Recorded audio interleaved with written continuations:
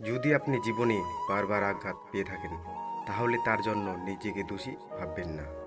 শুধু মনে রাখবেন, যে গাছটির ফল সবচেয়ে বেশি মিষ্টি হয়, সেই গাছটিতেই সবচেয়ে বেশি পাথর ছোড়া হয়।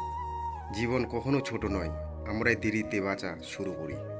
অন্যের দুঃখ দেখে যদি আপনার দুঃখ হয়, তাহলে আপনি দুর্বল নন, আপনি ভাগ্যবান।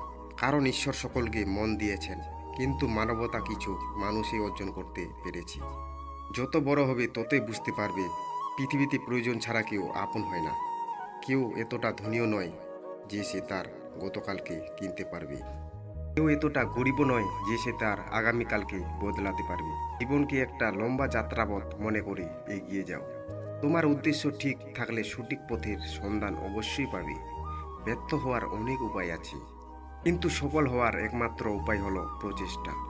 শরীর তো সবাই ছুঁতে পারে, কিন্তু মন ছোবার ক্ষমতা সবার থাকে না। সময়ের সাথে নিজেকে পরিবর্তন করা বুদ্ধিমানের কাজ, না হলে সবাই শুধু আপনাকে ব্যবহার করে যাবে। অহংকার তারাই করে যারা হঠাৎ করে এমন কিছু পেয়ে যায় যেটা পাওয়ার যোগ্যতা তাদের ছিল না। সময় বেশি লাগলেও ধৈর্য সহকারে কাজ করে যাও, সফল তুমি হবেই হবে। জীবনে এই দুটো মানুষ কখনো সুখী হতে পারে না, অর্থের লোভী নারী আর নারীর লোভী পুরুষ।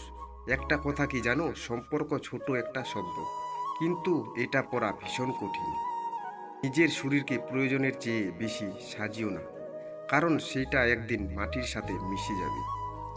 যদি সাজাতেই হয় তবে নিজের চরিত্রকে সাজাও। আবার কাউকে ভয় দেখিও না, সাহস দিও। কাউকে লজ্জা দিও না, শিখিয়ে দিও। কাউকে বোকা বলো না, বুঝিয়ে দিও। কারো ওপর রাগ করো না, বোঝার চেষ্টা করো। এটাই হচ্ছে একটা সুন্দর চরিত্রের লক্ষণ। রাগ ও ঝগড়া দুটোই একই রকম, থেমে যাওয়ার পর বোঝা যায় কতটা ক্ষতি হয়েছে। ঝগড়ার পর যে প্রথম কথা বলে সে নির্লজ্জ নয়, তার কাছে সম্পর্কটা তার মূল্য সবচেয়ে বেশি। জীবনের তিনটি মন্ত্র: এক, অতি আনন্দে কাউকে কথা দিও না।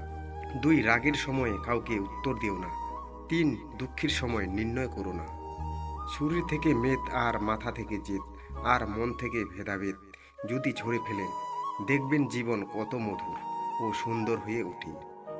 এই পাঁচটি অভ্যাস নিজের থেকে একদম মুছে ফেলুন। এক, অন্যের ক্ষতি কামনা করা। দুই, পরিবর্তনকে ভয় করা। তিন, অতীত নিয়ে পড়ে থাকা। চার, নিজেকে বড় মনে করা। পাঁচ, অতিরিক্ত চিন্তা করা। জগতে কোনো কিছুই চিরস্থায়ী নয়, এমনকি আমাদের সমস্যাগুলো না। তিনটি জিনিস কখনো ফিরে আসে না: সময়, সুযোগ, কথা। তিনটি জিনিস হারানো ঠিক না: শান্তি, আশা, সততা। কিন্তু দেরিতেই হবে, ঠিকই হবে। তুমি যা চাও তাই হবে। মনে রেখো, তোমার সময়টা খারাপ, তোমার জীবনটা নয়। শুধু অপেক্ষা করো, সব হবে।